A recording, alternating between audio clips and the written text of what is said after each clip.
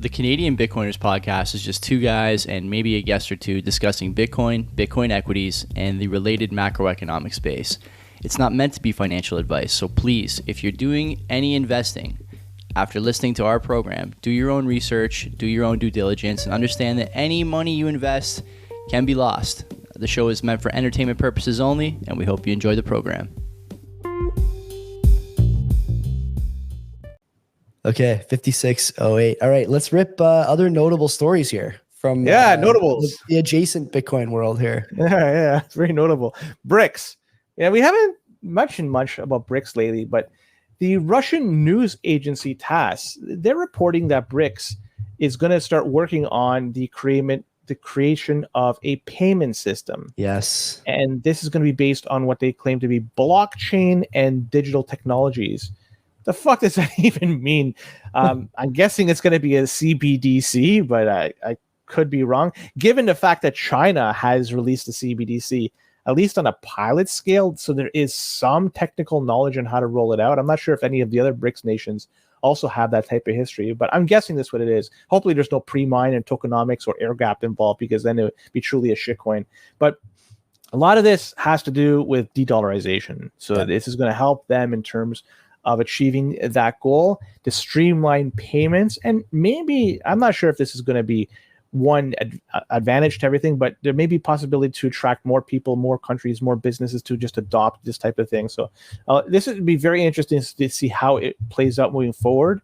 And as they continue to de-dollarize, this is going to make the US dollar less prominent in the world, and as a result, less valuable.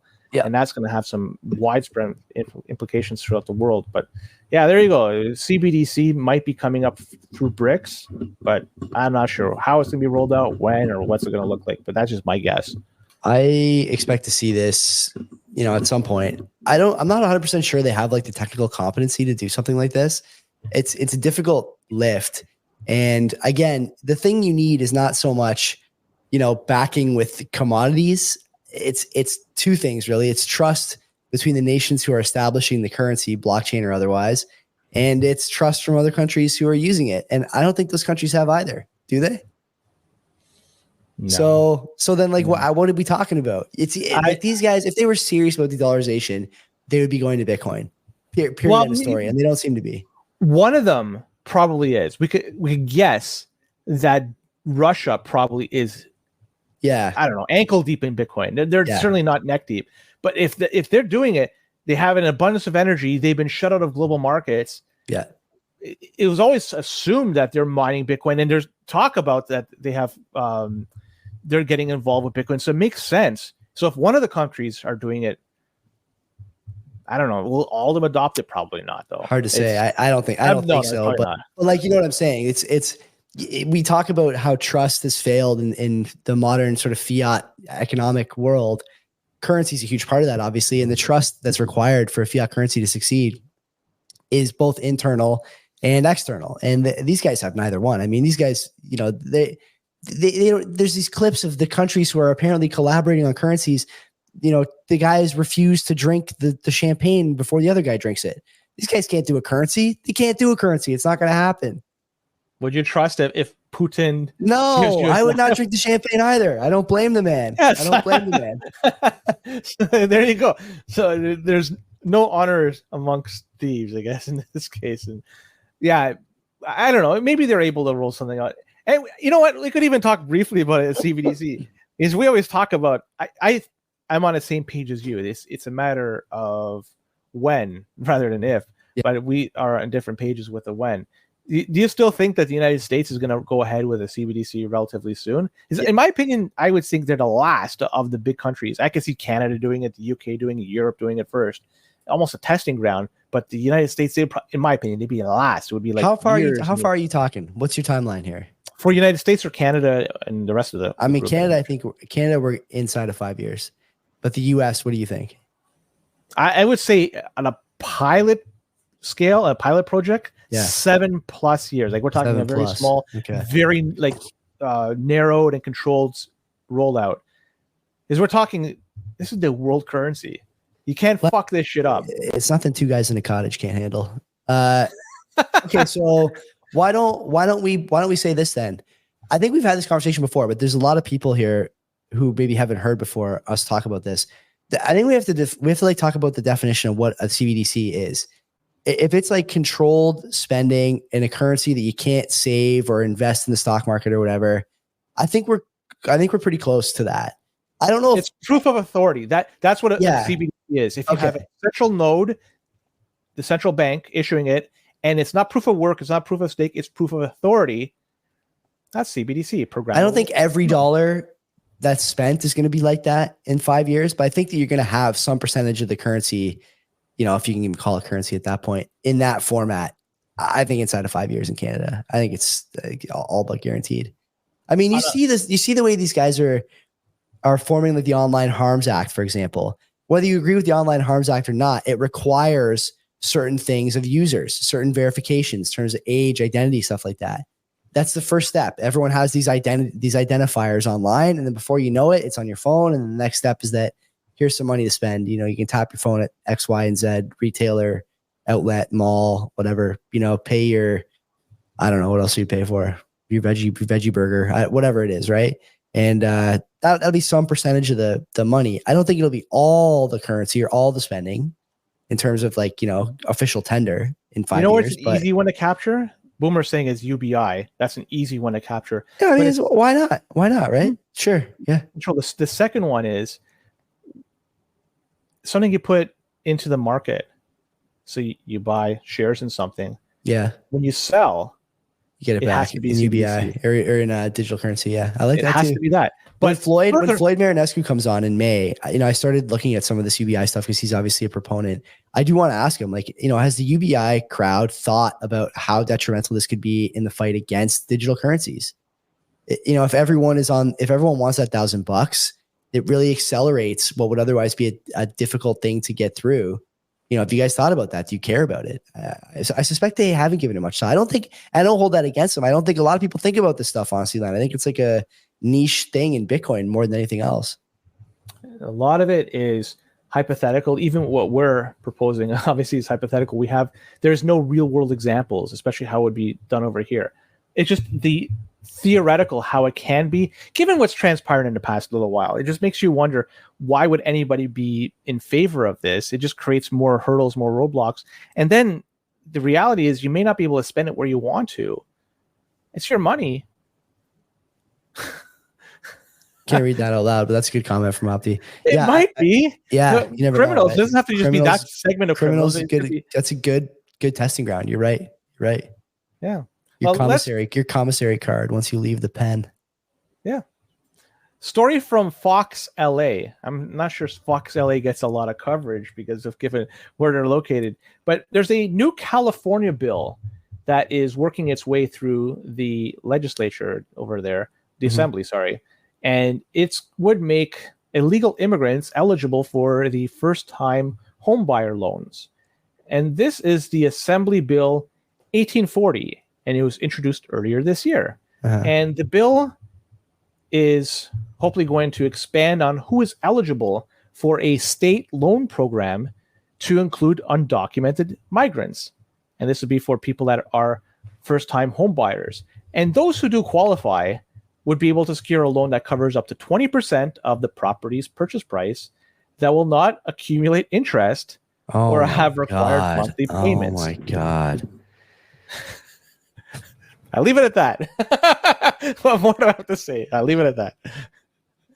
What can you even say about this? Where's the money coming from? Where's it coming from?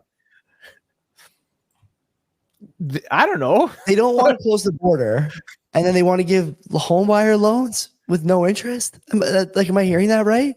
Yes, and I thought here I am thinking I'm loopy after days and days of cold and flu medication, but I'm actually hearing it correctly. It's completely insane. What do you mean? That's extremely notable. That's more than things ever uttered on this. I gotta get the hair on. That's how fucking notable it is. My notable hair. So let's just keep this thing rolling on, Joey, because Egypt, this is actually pretty sad. They devalued their Egyptian pound this past week. And Egypt 50% in a day, right? Did I see that right? No, it's like 39%. Okay. something like that. Still not good, but yeah. No, 20%. Sorry, 20% overnight. But Egypt, they're getting wrecked, and it's all thanks to not all that. Some of it is thanks to the Suez Canal, because it's being less utilized these days, and we could thank the security concerns that are causing it. The Houthi militants, they're causing all these shipping companies to be spooked by going into the Red Sea, and they're avoiding the area. As a result, instead of going through there, then I have to take the longer route around Africa's Cape of Good Hope. Is it scenic at least? Is it like a nice, trip? Like, is Carnival going there on cruises or Disney? Or it's just not really. Is it a gold machine gun type of body of water or what? Like, what are we talking about here? I don't know if it's choppy waters. I have no. It's just a significant delay for having goods be delivered because of the time and the fuel. Just it's a waste because they just can't cut through the Suez. They got daylight savings time over there. Daylight savings time is fucking me up good. If they don't have it over there, maybe it's worth it. I don't know. Take a little longer, but get your sleep back. I don't know. I've been okay. I took a nap. I'm good to go already. Right. I love my naps. So yeah, but what I'm reading is the Suez Canal makes up revenue of about 2% of the Egypt's overall GDP. So it's not a huge amount, but it's it's a decent proportion. It's enough, yeah. And so this past week we had the currency, the Egypt pound, that was weakened by some 20%. It was dropped overnight. And what was the cause of this? Because there was an $8 billion funding from the IMF and a 600 basis point rate hike by the central bank. And all this is taking place while the price of Bitcoin continues to rip. Unreal. And they're not the only one in the North African regions that are experiencing problems. It looks like a variety of countries in North Africa are feeling the pinch. If you look at the inflation rate collectively through those countries, it's double digits year over year. Like, it's not just like 10%, it's 20, 30% year over year. So they're really feeling the pain right now. And Boomer's saying that this is kind of fake news stuff. Like Argentina, there's a black market for this, but I still think there are people that are getting paid in Egyptian pounds, and they have to then convert it to something else like US dollars. So they're going to feel the impact. So you're talking about teachers and people along those lines. But it's so sad to see this happen. And maybe we should bring back Ali from Tahini's, because he's originally from Egypt. He gave us like a boots in the ground, or at least family with boots in the ground types of update what's going on over there. But it's fucking nuts. Assalamu alaikum, Muslim Bitcoiner. It's a Ramadan, right? Ramadan Mubarak to you, by the way. It's Ramadan right now. So yeah, this is fucked up what's going on right now in Egypt. So but it's spreading. It's just all throughout the north part of currency problems are, fun to talk about for us, but isn't it weird that we see the same people at the scene of the crime all the time? Central banks and the IMF, like, these guys are always there. Why are you always there? It's like, where's Waldo? If you look hard enough, you find the same guys. Augustine, he's there. He's just hanging out. On the side of Ramadan, I saw a great post today on the NBA subreddit. A Miami Heat fan claiming he's going to fast until the Heat get a victory. I think they're playing a shitty team tonight, and they lost yesterday. And someone's like, pretty sure this guy's just celebrating Ramadan. Are they 0-4? No. They're like on a losing streak. I think a little bit of a downward skid, but they're going to be okay. I just had to laugh about that. I forgot. It reminded me here, Muslim Bitcoiner, who's always in the chat. If you notice, when you do Ramadan, you fast till night? Is that right? It's sunrise to sunset. So it per country it depends. So if it's summertime here, it's a long fucking time. You're not eating. Yeah. So Ramadan only happens like what? A couple times a year? What is it? What is the cadence there? Muslim Bitcoiner, come on. I believe it's once get in the chat. Get in the chat. But it's based on the lunar calendar, so it changes year over year. Okay. I don't know if it goes backwards next year or forwards next year, but I think it's based on the lunar calendar. But it's been a while since I looked into this. So we await Muslim Bitcoiners confirmation there. But anyway, yeah. There he is. Sunrise to sunset. Okay. Listen, currencies, Egypt. I mean, how much has your currency been debased in the last 10 years? Any idea? 30%? 40%? Well, you can take a look right now. It's not that hard to figure it out. So when people are like, oh man, Egypt lost 20% in a day, like, bro, you lost 50% in the last decade. What do you think? You're immune? You think you don't, you're not going through the same thing? Just because it's not a news story, just because there's not riots, doesn't mean it's about 1/8 where it was 15 years ago. So there you go. Give or take. No, that's a bullshit number too, by the way, if I had to guess. But 1/8? Yeah, I bet you it's fucking worse than that. This is official from Google. So you know what's doing well though is the Mexican peso. Oh, really? If you go look at that in comparison to U.S. dollar to Canadian dollar, it's doing pretty darn good, man. It's Let's get our buddy Hrvoje Moric, Mexican, American expat living in Mexico, Croatian expat living in Mexico. Talk to us about the currency there. April 2020, it was 25-1 ratio. For every $1, you get 25 Mexican pesos. Now, $1 gets you less than 17 Mexican pesos. Wow. And I did see a story today about how we are losing ground to Mexico in terms of like the second sort of economic power on the continent. So not surprising, I guess, right? If all those things are as true as they say. You know what else is true is those fucking banks, those regional banks. Oh man. Yeah, so the New York Community Bank shares dropped 40% this past week in a single day. And we were talking about the BTFP, which has since ended as of today. Yeah. We were saying it was going to be ending. Well, that ending is now in the past. It's done. So, so with respect to why the New York Community Bank Corp took a dive this past week, they announced that they secured a lifeline of more than $1 billion from a group of investors this past Wednesday. They needed this money in order to stay afloat. And funny enough, too, remember, their stock price tanking. They had to borrow money just to keep their heads above water. Yeah. Well, they have a new CEO coming in, and he's starting April 1st. And this dude, Joseph Otting, is going to be paid $1.25 million plus a bonus of up to $4.5 million a year. So it's going to be up to close to $6 million a year to pay for this guy to head a bank that is failing. I love it. Yeah, well, looting the empire. Like, what else you say?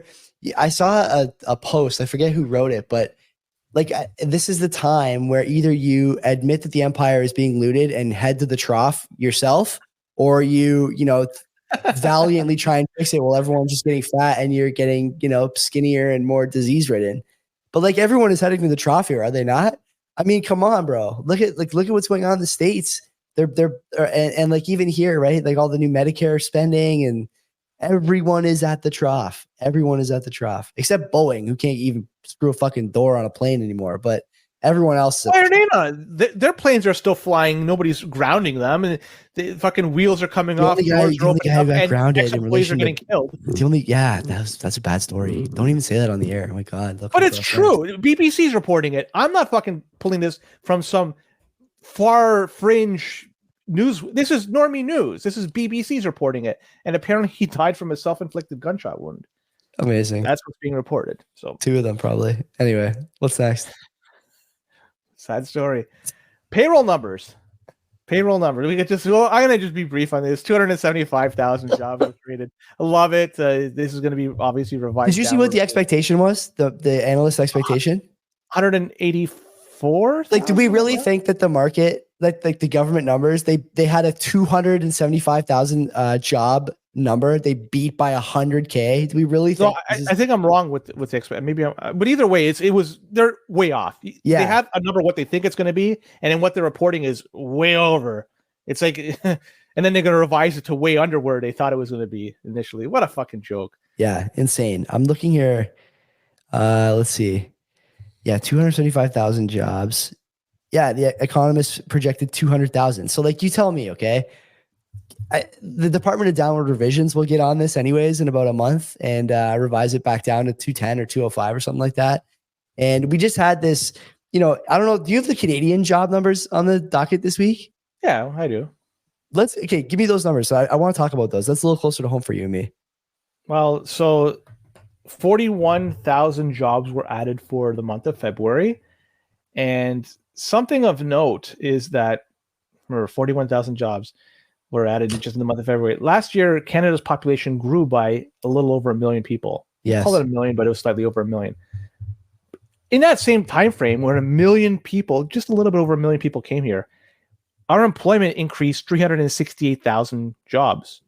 So that's like a 650,000 job difference if every one of those million people are going to work. I don't think that everyone was coming to work. Some are children, some are seniors. So I could assume 20, maybe 30% are not. But even if we're say 30% is not, that's 700,000 people that came here that probably are looking for work, but we only increased the jobs 368,000. That's a huge difference. It's a lot of people that came here that are unfortunately not going to be able or struggle to find jobs. And on top of that, there's even closures. We'll talk about that later on. But yeah, that's just the Cole's notes of the job report in Canada. Okay, I'm dipping into my health reserves here, staying on this air, but this is important. I responded to a CTV news tweet about the 41,000 jobs created in February. And I said, the actual data says public sector added 18,000, private sector lost 16,000, and self-employed, which is basically Uber and, Uber Eats. And added, CBP. Added 38,000 people. And in the comments, in the replies to that tweet, there's a bunch of people asking for the source, Len. The source is the StatsCan report. Like, these are the people who, this is the kind of person who the data is for, right? Like, they look at 41,000 jobs, they clap like seals at fucking Marineland, and they don't think about what the actual jobs, where they came from, what happened, all that stuff. Now, I'm going to give a shout out to a guy who I've been following for a long time, and he follows me too, Martin Pelletier. I'm for sure saying that wrong. My French is not good enough to get that right. But he put out a great thread the other day about jobs. And it's about how the country has been materially changed since the Liberals came into power in 2016. And it's an incredible chart. We have added in the last 8 years or 9 years, the federal public service, this is his tweet, the federal public service has grown by 38% since 2015. In February, public sector jobs rose by 18,000, while the private sector lost 16,400, the same numbers I said before. Over the past year, employment in the public sector has grown 4.7% versus 1.2% in private industry. A 4x difference in growth in the last year. 23% difference or 38% difference since the beginning of the Liberal administration. Now, I don't have an opinion on whether or not this is necessarily good or bad, especially for those people who are working in the public sector. But sustainable, this is not. You can't just run government programs to employ your entire population. We've talked before about how if you look across all the different public sector silos, whether it's municipal, federal, or provincial, whether it's administrative services like the CRA or City Hall, or stuff like police and fire, or it's stuff like hospitals and teachers, it's 22% of all Canadians working on public sector dimes. Those are unionized jobs where union wages are far outpacing productivity, certainly far outpacing GDP contribution. It's not sustainable. It's just not. And that's not the sign of a healthy economy. Now, how do we fix it? I don't know. You got a lot of people who have probably been working in those jobs for a long time who don't have a specific set of skills or training. And don't get me wrong, I'm not saying that those people are not employable at places. I'm sure they are. But it's difficult at this threshold to say, okay, for the 40% job growth or 40% expansion in the public service we saw since 2015, we have to go backwards on it now because it's not good for the economy. How do you fix that? What do you do? I don't have an answer, but you're going to have a relatively large public service in Canada just because our taxes are high. I'm not saying it's just a direct result, but because your taxes, your income tax. It's a cycle. It's a cycle, right? There's a famous quote: "The bureaucracy is always expanding to meet the needs of the expanding bureaucracy." Like you just, yeah. But at some point, there's an event horizon somewhere. Like where is it? I don't know. But you got to find an equilibrium where it works, given what is the tax dollars coming in and the services that they have to provide. Yeah, and because that we're gonna. Per capita compared to the States, it's going to be higher in terms of public sector jobs here than over there because our healthcare system is publicly funded, for instance. Our school system, a lot of people choose to use the public school system. So there's more people that are working in those fields, and it's a result of our taxes being higher. Look at income tax, look at, you pay sales tax. Yeah. You pay taxes. There's no doubt you pay. I think the other thing, and Mike Campbell says this all the time. I agree with Mike. Like I'm not quite as anti-public spending as Mike is. And I don't want to say that he is. I actually don't even believe that. So I'm going to take that back. But I want to know, like, what are we getting for the increase in spending from you and me, for the increased take from you and me in terms of like hospitals, schools? Yeah, I can't answer that. It's hard. It's hard. It's way above my pay grade. I can't answer these questions. I don't fucking know. But what I do want to touch on is the government shutdown that was potentially coming up in the United States. I didn't even realize this happened until like 2 days ago when they signed some deal on the weekend.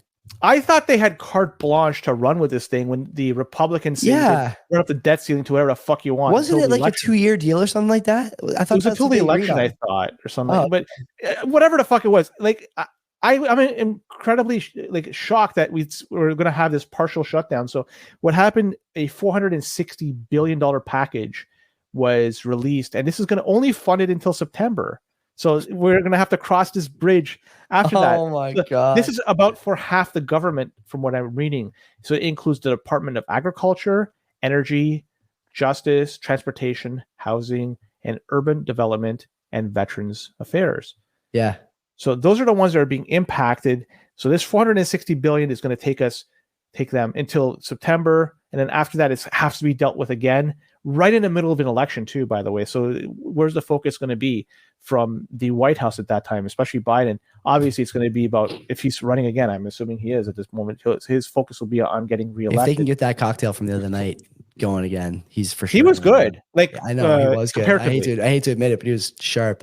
Engaging with the gallery, that was the moment I was like, whoa, this guy, whatever he's on, they got to duplicate this potion a couple more times for like 2 hours of debates. He might win. The guy might win. I like it, during his speeches, a few times he looked to the left of the right of camera, his left. Yeah. And he was saying, like, he was talking to the Republicans saying, I'm going to go ahead and do it. And a few things he said, by the way, I'll just put one thing. He mentioned the taxing 25% tax he wants to impose on billionaires, and he was saying this is going to generate $500 billion in 10 years. Now, do the math. If you are going to tax people of means that have the ability to skirt the system, so to speak, because they could go to other jurisdictions, they have the ability to do this. And you're only going to, and I'm saying only $500 billion over 10 years. That's $50 billion a year if you want to do the average. Yeah. How much did they spend in the last aid package for Ukraine, which was far greater than that? With the border bill that didn't have any border in it whatsoever, that was like $90-something billion.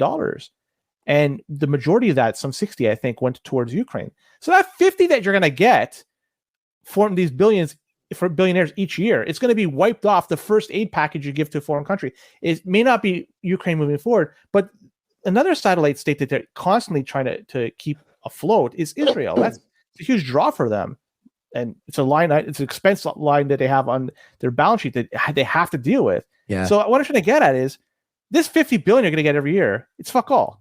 It's going to do nothing to that. Look at the debt clock. Just go to the debt clock and look at how fast the number goes up. 50 billion will last you, I don't know, half an hour, maybe 40 minutes. Yeah. Like it's not much. It's not much. So.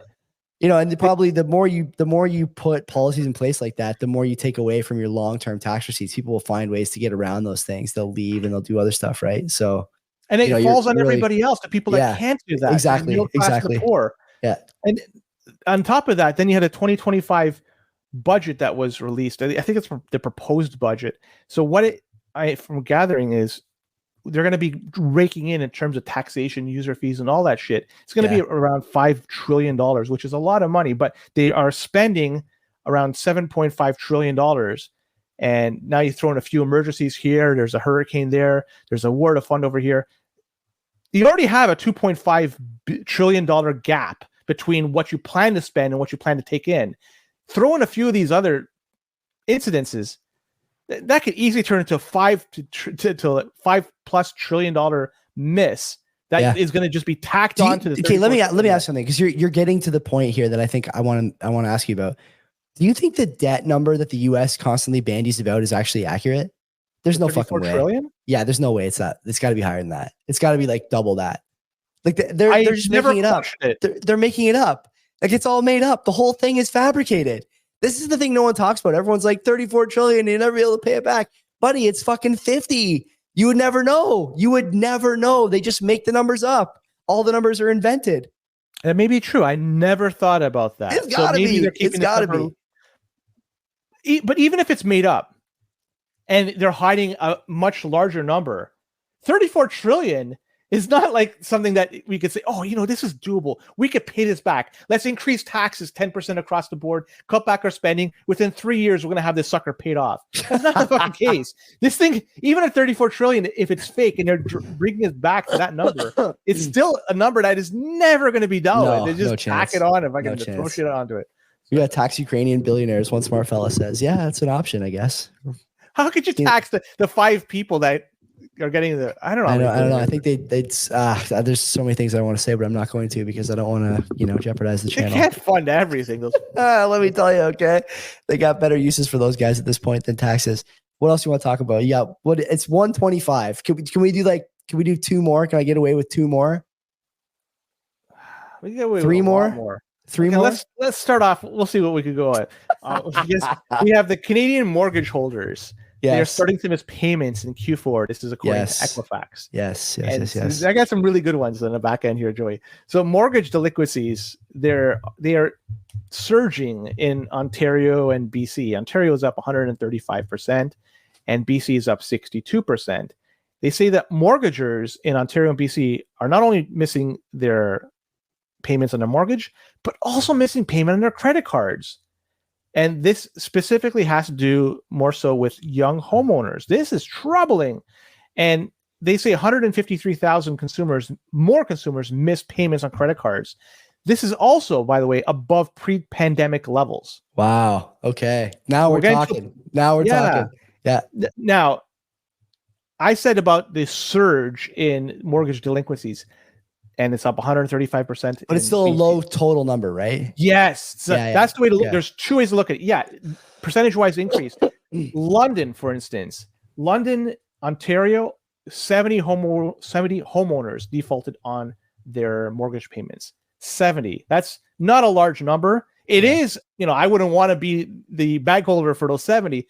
But in reality, how many hundreds of thousands of homeowners are there in London? There's quite a few, right? Yeah. So it's going up. Now, if this trend continues moving forward, 70 becomes 140, then becomes 280, then it becomes a real problem later on. But right now, it's just brewing. It's not a huge problem. It definitely is an issue, but it's fucking brewing, and it's going to get worse. But the credit cards was the one that is also really troubling, where pre-pandemic levels with respect to missing credit card payments. That's fucked. We'll leave it at that. I mean, listen, the only thing I would say, Len, is these things always start small, right? And people on Twitter were quick to point out, it surged 100%, but it's only a double from 35 to 70 or whatever. But the rates, it's a lagging thing that moves through the system. And now you're starting to see people suffer. The inflation is pressuring them on one side, rates are getting them on the other side. And that number next month is going to be 80 or is it going to be 200? Then you're talking okay, we got, 2 months maybe don't make a trend, but we got to look at that 3rd month now if we get 2 months that are moving that direction, right? And that's only one city. I think there's probably others that are going to do that too. And just like in 2008 in the States, when you have the banks or whoever has the mortgage holders there at that time, at the end, it's going to be power of sale. It's going to be a fire. They're going to sell it for whatever they can sell it for, which depresses the price of the rest of the homes, and it brings down. So then it's fucking getting out of control. And then you also have to deal with so many people renewing their mortgages now in a higher interest rate environment. I know people that there's a large amount of people that are now impacted. You sound pretty bad there, Julie. Let's just move on. I want to say one thing here. I saw Soretsky tweeted out today. Yeah, here's the percentage of loans coming due in 2025. TD has 18%. TD between February 24 and the end of next year. TD's got 32%. CIBC's got 48%. Scotia's got 38%. BMO's got 29%. And Desjardins has, 37? And then National Bank's got 33. So basically, you're talking to a quarter of the people at least. One third is the minimum. You got as high as 50 there. You got as high as 50 there. I'm one of them. 2025 at the beginning, I'm up for renewal. So Bank of Canada said they're holding their rates firm as of March, 5%. who knows what's going to happen moving forward. I'm not sure if you want to add anything to that. We could leave it. My rates have been firm for so long. I only hold it when it's firm. Do you believe them? That's the question. Believe them on what? They're going to hold firm for some time, or yeah. Well, they held firm last time. I don't know anything. You know what? They could even raise. Yeah, there's even the slight possibility they could raise. I would not be surprised if they do that. If I was a betting man, I would probably say they hold next time. But even if they raise, I would not be surprised. Do you, Opti in the chat saying once you renew your mortgage, you'll be reporting from my spare bedroom. I got to renew part of my mortgage next year too. Actually, I'm on a blended mortgage here because I moved. Okay. So I think that he's full of it, and I think he's going to cut this year. And I think that we should erase from our memory any sign or signal that central banks are separate from governments or independent from governments. They are not. And to keep his job, he needs the government that's in power now to continue to be in power, and cuts will help them. So I expect him to cut. Period end of story. And also like the TD, RBC, Scotia, I have all these stupid economics things saved on my toolbar here because I read them on Saturdays for the show. And the chorus of people crying out for removing shelter from inflation and then dropping the rates based on this new inflation measurement is growing. It's growing louder every week. They can adjust it however they want. Yeah, exactly. Right. And guys like, guys like Derek Holt are not holding back anymore. And it's becoming sort of pop culture to see what Derek Holt had to say about, policy direction in the country in the last, 3 weeks or quarter, whatever it is. So I don't know. I think a cut's coming, man. That's my expectation. I think that's probably the case. Well, Canadian insolvencies, it's another metric we should be looking at, because business insolvencies are also higher than what we experienced in the pre-pandemic levels. Do you think this? I think this is a bullshit stat, though, because I think people spun up businesses during COVID to get the loans. That may be right. So they're looking, but this is a 1-year window, by the way. Okay. So those businesses might have failed. This is within the last 12 months, from January to January, and it's 129% increase. So capturing as late, I guess, or early as January 2023. So maybe it might be the case. There might have been a company spun up just to get the money, but some things to consider too. Like, there are businesses that are closing down for a number of different reasons. There's a bad economy, criminal activity going around there. So some businesses are experiencing more crime, and insurance is going up. It just doesn't make sense. Sure. Businesses that used to rely or have relied on low interest rate environments is no longer the case. Municipal taxes have gone up, so they have to pay that. Yeah. Sizable amount of the workforce are still working from home. So there's a lot of reasons here you could say, yeah, there's some validity to this. And everyone spun up businesses to steal the money from the government. Yeah, I think that's. I know a handful of people who spun up businesses during COVID to get the loan. Good for them. For them. I remember reading a story, and this was in the States, about companies doing that, like people doing that, spinning up companies, and they were going every weekend, flying into Miami and going to eat board meetings. They're having board meetings for their company. They weren't having. They were just going to purposely just to eat at high-end restaurants. I'll send you the Twitter feeds on that. There's some fabulous ones, and it's just fucking funny. And the company names, Joey, I can't even repeat them, but they're just. Well, we'll just leave it at that. The government of Canada, I'm not sure if you saw this, they are offering now suggestions for people out there who are having difficulties with paying their mortgages. A brand new landing page on a .gc.ca domain. Yeah. Yeah. So one thing they are saying, though, I mean, this is for everybody out there that are looking for some, not financial advice, but at least some, assistance for where they should be looking. They do say that extending your amortization should be done and considered thoroughly, because you have to stomach in the longer duration of the mortgage. So a lot of people were talking about this, this is now on the Government of Canada webpage, how to afford your mortgage. The fact that they're doing this, it goes to show you there are people out there that are struggling and big time for information. Big time. Last story, I guess we'll please talk about. Yeah, Blake, put me out of my misery here. I'm fucking tired. So we got 3 more stories. Last one. Ottawa School Board. This is a great one. I think I'm saving the best for last. Could make graduation ceremonies more inclusive And how are they going to do this? By allowing people that did not pass to participate. So this is the Ottawa Carleton District School Board, whichever one you're considering sending your kids over there. And they're considering a way to do away with graduation ceremonies, and instead I love this, opting for commencement ceremonies that will be based on equity, not students getting passing grades. And they say for a variety of reasons, students may not have completed all the requirements for a move on from secondary school.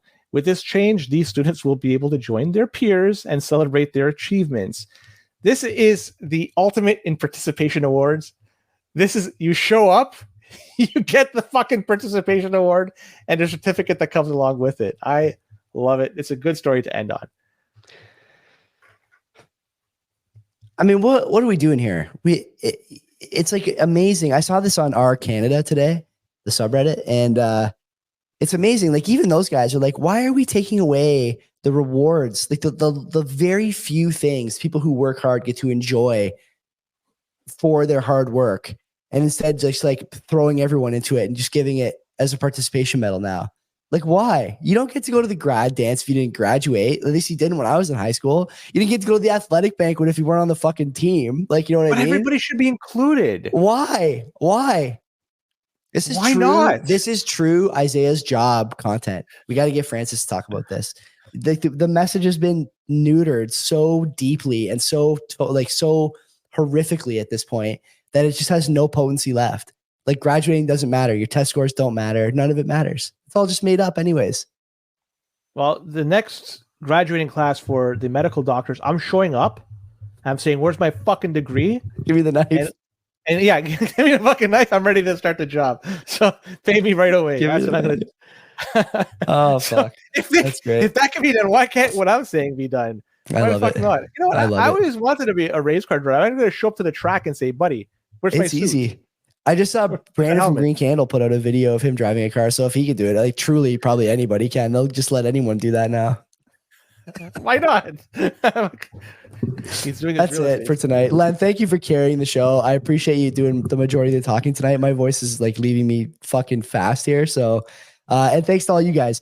Len says, I've been messaging Len behind the scenes here. I can see if I look on Twitter, there's like 24. It's 24 27 now. It says 27 on YouTube, on Twitter, YouTube, and everywhere else. It's like that for the past week. It's not right. When I was talking, or maybe it is right.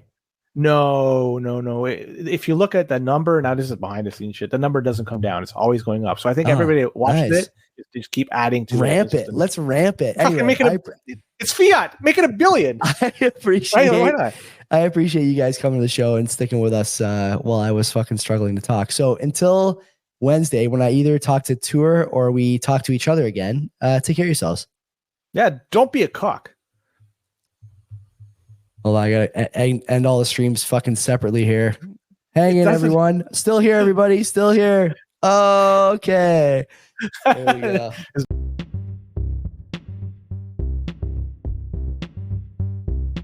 Don't forget, everybody, lots of other stuff on CBP Media Network, including Two Whites and a Blue. Me, Joey, my brother-in-law, Mike, and our friend Will talk about all the problems millennials are having with finance, romance, and just getting by. If you'd like CBP, if you like the NHL 94 podcast, I guarantee you'll like that one. Search for it, Two Whites and a Blue, anywhere you get your podcasts. We look forward to seeing you.